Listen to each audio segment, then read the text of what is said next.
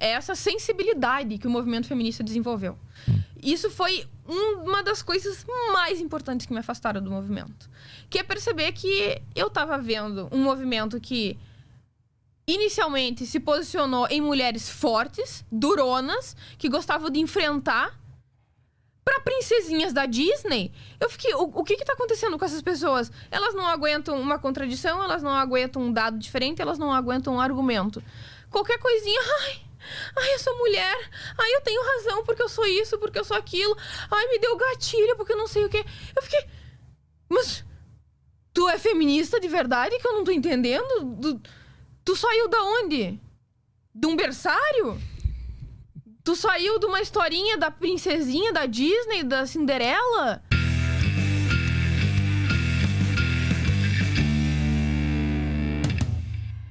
Senhoras e senhores, sejam muito bem-vindos a esse canal. Espero que os senhores estejam muito bem.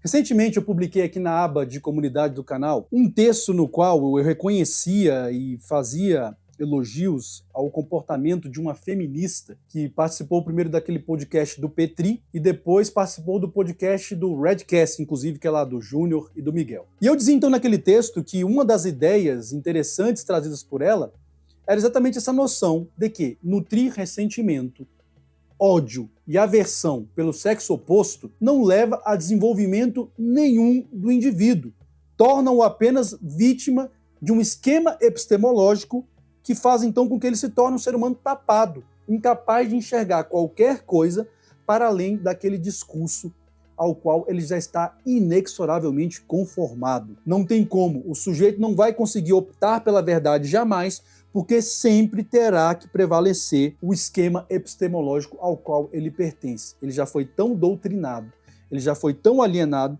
que ele não consegue enxergar nada além disso.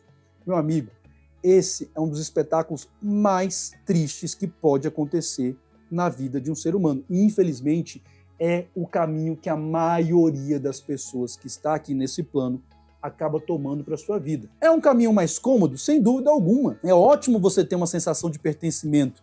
Você participar de um grupo onde existem ideias afins, aquilo te dá ali um conforto psicológico, uma sensação de acolhimento que muitas vezes a busca pela originalidade, a busca pela verdade, a busca pela sua individuação, como Jung dizia, não vai te dar esse conforto, não vai te dar essa segurança. Muitas vezes você vai se sentir um cara isolado, no meio de um deserto de grupos e esquemas epistemológicos que só conversam entre si, mas que não buscam a verdade muitas vezes, estão simplesmente buscando aquilo que aquele grupo defende. Então, por exemplo, quem me conhece pessoalmente, quem conhece esse canal aqui, sabe, meu amigo, que ao longo dos anos eu tenho apanhado de diversos grupos, eu tenho entrado em polêmicas, em querelas, com grupos que muitas vezes antagonizam entre si. Então, por exemplo, existem cristãos que vêm aqui e me criticam por conta da poliginia, da questão do amor expansivo, pelo fato de que eu não seja um cristão institucional, mas ao mesmo tempo muitas vezes vem ateus aqui e me criticam porque eu digo que o desenvolvimento da nossa espiritualidade deve ser o principal objetivo da nossa existência. Nós devemos sair desse plano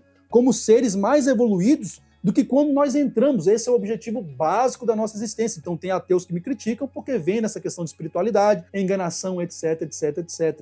Desde sempre as feministas e os feministas vêm aqui me criticar, porque sim, eu critico o feminismo, critico esse comportamento exibicionista, muitas vezes promíscuo das mulheres em decorrência da revolução sexual. Então desde sempre as feministas vêm aqui e me criticam, me chamam de misógino, e aí os feministas, vêm aqui e me criticam também, os feministas que são aquele grupo de homens que em troca de migalhas de afeto sexual e emocional das mulheres, muitas vezes sacrificam em troca desse afeto a dignidade masculina, a própria honra como homem, o próprio brio, porque querem ali um pouco de atenção, enfim, das mulheres. Então o feminista é um ser que não tem nem dignidade. Agora me entristece muito porque mesmo dentro da androsfera, eu percebo que existem caras que estão ali completamente tapados, completamente enviesados, estão usando antolhos. Vocês sabem o que são antolhos? São aquela espécie de viseira que você coloca no cavalo, que só faz com que o cavalo olhe para frente, o cavalo perde completamente a sua visão periférica, ele não consegue mais enxergar nada.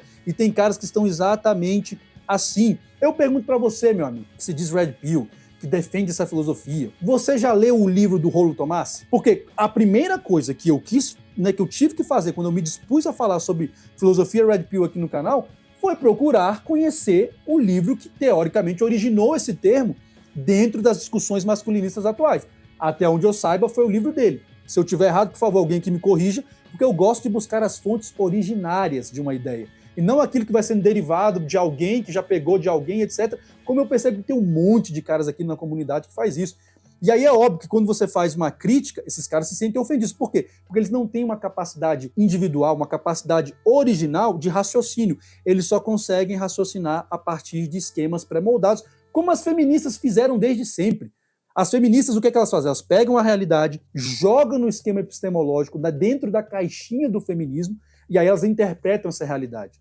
Quando, na verdade, meu amigo, qualquer processo honesto, intelectualmente, tem que ser feito da seguinte maneira: você olha a realidade, você primeiro busca a verdade e você tenta interpretar essa verdade a partir das lentes que você tem, mas você sempre tem que ter a hombridade intelectual de reconhecer que quando a verdade é evidente, o seu esquema epistemológico, aquelas lentes que você utiliza, devem ser deixadas de lado, porque é a verdade que deve prevalecer, meu amigo, e não o seu esquema epistemológico. Mas é impressionante como tem seres humanos que preferem negar a verdade em busca do conforto de pertencer a um grupo qualquer. Eu já falei para vocês aqui por diversas vezes por que é que eu me tornei um cristão pós-institucional. Porque eu percebi que existiam graves problemas dentro do cristianismo institucional. Agora, tem uma série de pessoas que, para ter essa sensação de pertencimento, continuam lá mesmo sabendo desses problemas. Qual é o resultado disso?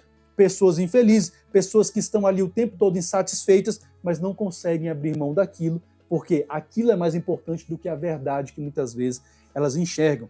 Então, meu amigo, o primeiro passo, você já leu, você sabe da origem desse termo, você já buscou estudar, ou você simplesmente ficou ouvindo aquilo que eu e outros canais aqui que falam sobre esse assunto na plataforma têm a dizer sobre isso?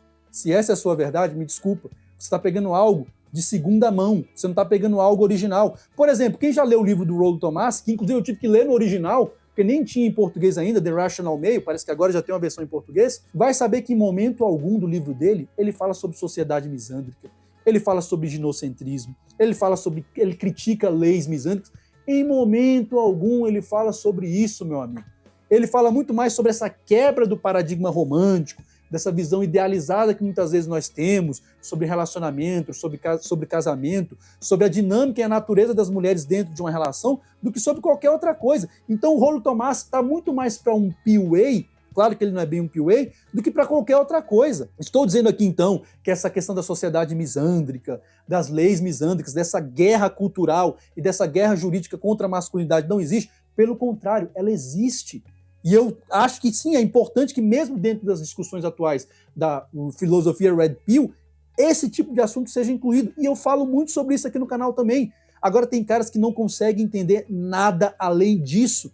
Por quê? Eles estão completamente enviesados dentro desse esquema epistemológico e qualquer coisa que fuja desse padrãozinho ao qual eles estão acostumados, eles vão chiar. Eles vão, ai meu Deus, isso é escravocetismo, isso é misandria, ai você é uma angina, porque os caras só conseguem pensar dentro daquele esquema. Meu amigo, entenda uma coisa, isso é uma coisa que eu coloquei na minha vida desde a minha adolescência. A busca pela verdade vai ser o meu objetivo principal. Portanto, se em algum momento eu tiver que me curvar perante a verdade, eu tiver que abdicar dos meus esquemas epistemológicos, eu vou fazer isso sem nenhum problema, porque eu não quero ser um ser tapado, eu não quero ser um ser incapaz de enxergar a verdade simplesmente porque ela não está de acordo com os meus esquemas de interpretação do mundo, com os meus esquemas de cosmovisão.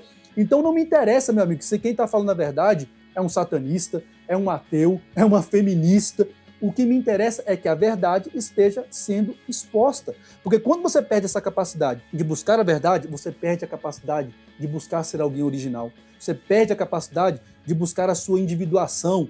Você perde a capacidade, então, de ter uma existência única, que certamente vai te isolar dos grupos. Né? Tem aquela frase do Oscar Wilde que eu sempre gosto de citar. A cada boa impressão que você causa, você conquista inimigos. Porque para ser popular, é necessário ser medíocre, meu amigo. A verdade é essa. Se você realmente quiser ter essa sensação de pertencimento, essa sensação de acolhimento, como alguns caras têm aqui na androsfera, né? Uma coisa totalmente assim, eu não consigo enxergar nisso algo além da sororidade dentro do feminismo. Não, que nós somos uma comunidade de homens que realmente, né, estão juntos aqui nessa comunidade celibatária, virtual. Meu amigo, entenda uma coisa, a misandria existe. A guerra contra a masculinidade, ela existe.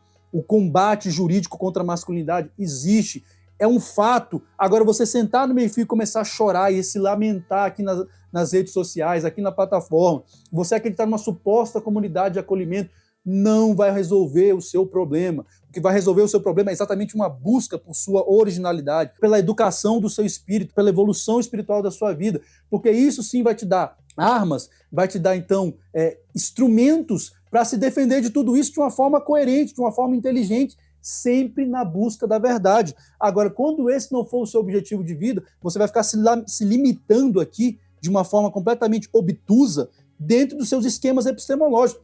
Você vai se tornar exatamente aquilo que o Olavo de Carvalho chamava de imbecil coletivo. E o que é o imbecil coletivo? É um grupo de pessoas que se junta para se idiotizarem ainda mais. Às vezes não são nem pessoas idiotas, mas que quando se juntam, elas se idiotizam. Aqui não tem como não pensar, meu amigo, no progressismo, do identitarismo e, infelizmente, dentro de aspectos dentro da androsfera atualmente. Tem caras que realmente eles se juntam para ficar se masturbando mentalmente dentro daquele viés confirmatório e não conseguem enxergar nada além daquilo, porque aquilo ali já se tornou o objetivo de vida deles. Né? Aquilo ali é a verdade à qual eles se apegaram e que se em algum momento aquela verdade for minimamente ameaçada, eles então surtam, porque eles não têm instrumentos, eles não têm aparatos suficientes para tentar interpretar a realidade a partir daquilo que eles entendem ser a verdade, mas sempre a partir dos esquemas aos quais eles pertencem. Por isso que feminista vive tendo surto psicótico hoje em dia, porque elas foram doutrinadas a culpar o patriarcado por tudo, é o machismo estrutural, etc, etc. Nunca a responsabilidade de algum problema na vida delas é delas, nunca. É sempre de alguma coisa externa. E tem muitos caras que fazem a mesma coisa aqui na androsfera. Então, quando eu falo da Al-Qaeda dentro da androsfera,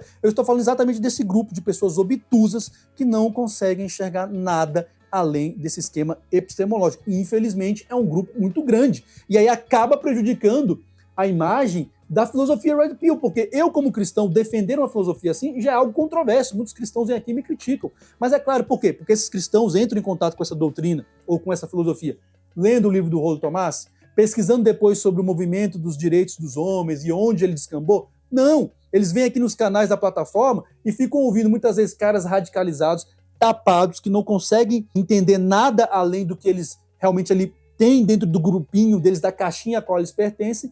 E aí é claro que dentro desse radicalismo imbecil, você vai ter ideias completamente distorcidas, você vai ter misoginia, você vai ter ali frustração, você vai ter ressentimento, você vai ter ódio, a ponto dos sujeitos não entenderem um simples texto no qual eu convido os homens a refletirem sobre a importância de não nutrirem ódio e ressentimento pelo sexo oposto, porque isso não vai resolver nada na vida deles, eles entenderem como, então as mulheres, elas são responsáveis por isso. Vem sempre com os mesmos argumentos idiotas de quem já não está mais disposto a dialogar, de quem está sempre disposto a simplesmente reafirmar aquilo que o grupinho, que a caixinha, que o esquema dele vive pregando. Então, uma vida dessa é uma vida muito triste, é uma vida extremamente lamentável, é uma vida realmente de alguém que quer ali aderir ao imbecil coletivo e abrir mão de qualquer possibilidade de inteligência, meu amigo. Então, entenda uma coisa, num jogo de xadrez, você tem aquele que joga, o jogador, e você tem as peças que são manipuladas.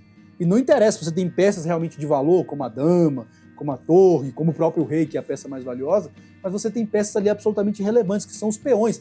Agora, de qualquer modo, mano, quando você participa de um esquema epistemológico, você é só uma peça no jogo de xadrez, você é só uma peça no tabuleiro. Para que você se torne o jogador desse, enfim, que manipula essas peças, você tem que se tornar alguém que busca a verdade, alguém que busca a originalidade, alguém que busca, acima de tudo, desenvolver-se para além desses esquemas epistemológicos. Senão você vai ser sempre, meu amigo, por mais valioso que você se ache, você vai ser sempre apenas mais uma pecinha no tabuleiro sendo manipulada pelo jogador. Lembrando-se sempre de uma coisa, meu amigo, o movimento de uma única peça pode definir um jogo inteiro. Até a próxima e que Deus nos abençoe.